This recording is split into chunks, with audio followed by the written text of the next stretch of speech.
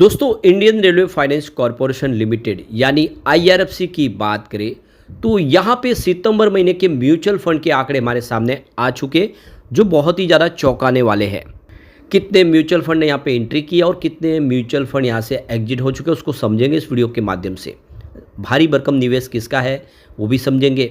इसके अलावा आईआरएफसी का जो फैसला है, यानी अब एक नए एमडी के हाथ में कमान सौंपी गई है, क्या आने वाले समय ये फैसला गेम चेंजर साबित होगा? क्योंकि इससे पहले आप देखें तो एमडी काफ़ी समय पहले देखें तो अमिताभ बनर्जी के बाद कोई भी एमडी यहाँ पे नहीं था।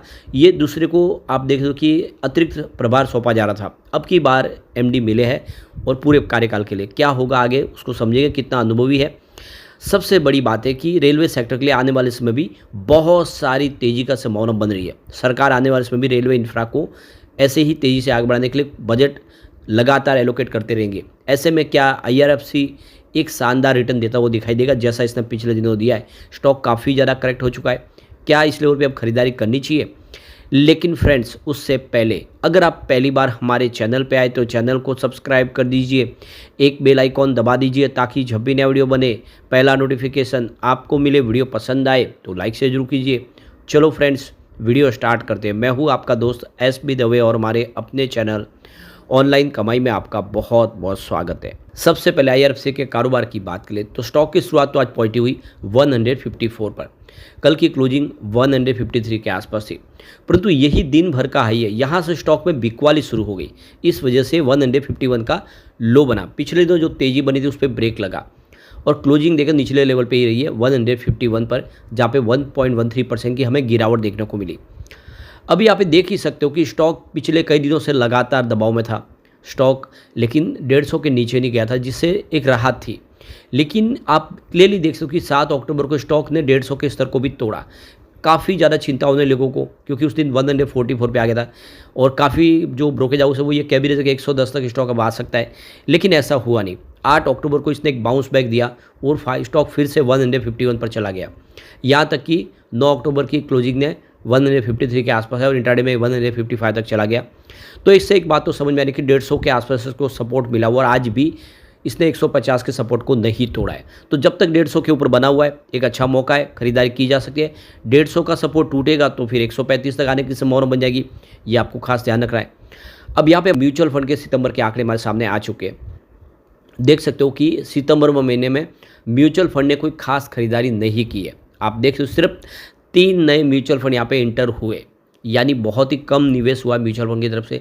लेकिन सामने 8 म्यूचुअल फंड ने बिकवाली कर दी है, यानी जो सितंबर का महीना रहा वो ठीक नहीं रहा आईआरएफसी के लिए। आईआरएफसी में बिकवाली हुई है ज़बरदस्त और नतीजा भी देखने को मिला कि शेयर की प्राइस भी नीचे है, क्योंकि म्यूचुअल फंड ने यहाँ पे बहुत ज़्यादा अपना माल बेचा है। इसके बावजूद भी कुछ म्यूचुअल फंड है जिनका भारी भरकम निवेश है। म्यूचुअल फंड तो बहुत सारे, सबको डिस्कस नहीं कर सकते।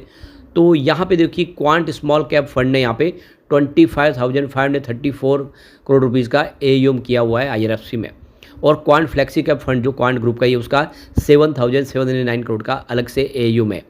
तो क्वांट म्यूचुअल फंड की तरफ से बहुत अच्छा निवेश किया हुआ है, यहाँ पे क्लियरली देख सकते हो। इसके अलावा अगर आप देखेंगे तो एचडीएफसी बैलेंस एडवांटेज फंड का भारी भरकम निवेश है और ये बहुत समय पहले से है। एचडीएफसी ने यहाँ पे निवेश करके रखा हुआ करीब 95,391 करोड़ का उनका एयूएम है। इसके अलावा ICC prudential Nifty next 50 index fund का भी 6,863 करोड़ का एयूएम है। तो स्पेशली चाहे आईसीसी बैंक हो या फिर एचडीएफसी बैंक हो, उन्होंने निवेश को बनाए रखा है। इसका मतलब आने वाले समय उम्मीद है कि ये स्टॉक फिर बेहतर करेगा, वो यहाँ से एग्जिट नहीं हो रहे।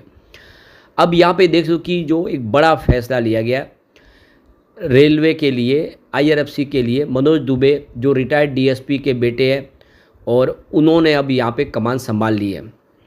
तो मनोज कुमार दुबे मूल रूप से बिहार के भागलपुर ज़िले के आरा के रहने वाले हैं और मनोज दुबे यहाँ के गांव सलेमपुर के रिटायर्ड डीएसपी मनन दुबे के बेटे हैं। और मनोज दुबे 1993 बैच के भारतीय रेलवे लेखा सेवा के अधिकारी है। मनोज दुबे इससे पहले देख लो कि कंटेनर कॉरपोरेशन ऑफ इंडिया के निदेशक थे। आईआईटी-आईएस में एमबीए के पूर्व छात्र रहे मनोज कुमार दुबे को इंडियन रेलवे फाइनेंस कॉर्पोरेशन का अध्यक्ष बनाए जाने के बाद उनके गाँव में बहुत ज़बरदस्त खुशी की लहर है। और क्यों ना हो, आप देख लो कि एमडी सीईओ की पोस्ट मिली और वो भी आईआरएफसी जैसी रेलवे फाइनेंस कंपनी में। अब यहाँ पे मनोज कुमार दुबे का बयान भी निकल कर आया। उनका कहना है आईआरएफसी की कमान संभालने पर मनोज दुबे ने कहा है कि इसे भारत की प्रगति के लिए एक निर्णायक क्षण बताया। उन्होंने कहा, भारत आर्थिक प्रगति के एक महत्वपूर्ण पड़ाव पर खड़ा है और इस प्रतिष्ठित सार्वजनिक उपक्रम का नेतृत्व करना मेरे लिए सम्मान और गर्व की ये बात है और जिम्मेदारी भी है। हम प्रधानमंत्री नरेंद्र मोदी की विकसित भारत 2047 की रणनीति के मुख्य भूमिका निभाने के लिए इच्छुक है। आईआरएफसी को लेकर बाजार में उनकी स्थिति को लेकर दुबे ने कहा है कि मैं ऐसे संगठन का हिस्सा बनकर गर्व महसूस कर रहा हूँ जिसकी शुद्ध संपत्ति 50,755 करोड़ के आसपास है और 51 लाख से अधिक शेयरधारकों का विश्वास इसे प्राप्त है, जो भारत की किसी भी कंपनी में सबसे अधिक है। यानी आईआरएफसी के जो शेयरधारक है वो सबसे ज़्यादा है। 2 लाख करोड़ से अधिक बाजार के पूंजीकरण के साथ आईआरएफसी सार्वजनिक क्षेत्र उपक्रम में 5वें स्थान पर और देश की सभी कंपनियों में 47वें स्थान पर है। यानी इसका एक बहुत बड़ा आप देखो स्थान है और वाकई में कंपनी मजबूत है, आने वाले समय बेहतर करेगी और एक मजबूत अब टीम मिल चुकी है, लीडर मजबूत मिल चुके हैं, तो कंपनी आने वाले समय बेहतर भी करेगी। अब जैसे कि आपको पता ही होगा, इस समय रेलवे सेफ्टी के ऊपर सरकार का पूरा ध्यान है, क्योंकि लगातार बहुत सारी ट्रेन की जो घटनाएं हो रही है वो पटरियों की वजह से। तो इसी को लेकर जो बड़ी अपडेट निकल के आ रही है, जनरल मैनेजर आर.एन. सिंह ने रेलवे सेफ्टी को लेकर इंस्पेक्शन किया है।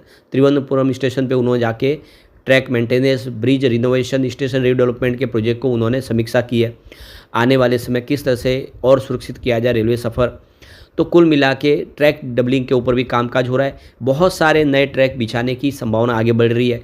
तो अलग अलग दूर सुदूर गाँवों में अभी तक जहाँ रेलवे नहीं पहुँची वहाँ पे रेलवे को पहुँचाया जा रहा है। जहाँ पे सिंगल ट्रैक है उसको डबल किया जा रहा है, नैरो गेज को ब्रॉड गेज में बदला जा रहा है।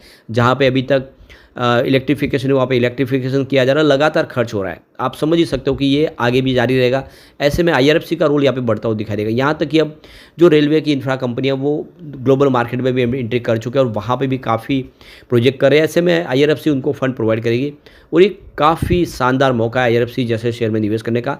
भले ही शॉर्ट टर्म में आपको यहाँ पे कुछ गिरावट दिखाई दे, लेकिन फंडामेंटली कंपनी मजबूत है और आप इसके फंडामेंटल से जान सकते हो। यहाँ पे इस समय मार्केट कैप इसका 2,06,067 करोड़ के आसपास है, जो बहुत ही अच्छी बात है। इसका पी रेशियो 31.15 जो कोई खास नहीं है। पीबी रेशियो इसका 3.95 का है। इंडस्ट्रीज का पी रेशियो 27.10 के आसपास है। इसके अलावा डेट टू इक्विटी रेशियो 8.02 है, जिसकी कोई चिंता नहीं है।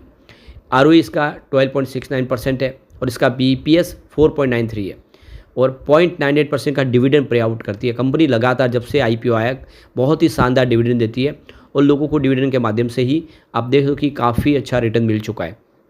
बुक वैल्यू इसकी 38.85 के आसपास है और इसकी फेस वैल्यू 10 रुपीज़ की है। तो क्लियरली देख लो कि फंडामेंटल बहुत अच्छे हैं और अब Q2 आने वाला है। Q2 बेहतर रहने की पूरी उम्मीद है। कंपनी का कामकाज पटरी पे है। ऐसे में लॉन्ग टर्म इन्वेस्टर के लिए अच्छा मौका है कि आईआरएफसी में निवेश करें। आईआरएफसी आने वाले समय आपको ज़बरदस्त रिटर्न दे सकता है। शॉर्ट टर्म इन्वेस्टर वेट करें, अभी फिलहाल एंट्री के बारे में न सोचें, क्योंकि हो सकता है थोड़ा सा दबाव देखने को मिले स्टॉक के अंदर। लेकिन फ्रेंड्स, कोई भी इन्वेस्टमेंट करने से पहले अपने फाइनेंशियल एडवाइजर से एडवाइस ले ले या अपना खुद का रिसर्च करें, क्योंकि मैंने वीडियो आपके एजुकेशनल पर्पज़ के लिए ही बनाया। वीडियो पसंद आए तो लाइक से जरूर कीजिए और चैनल को सब्सक्राइब कर दीजिए। Thank you friends.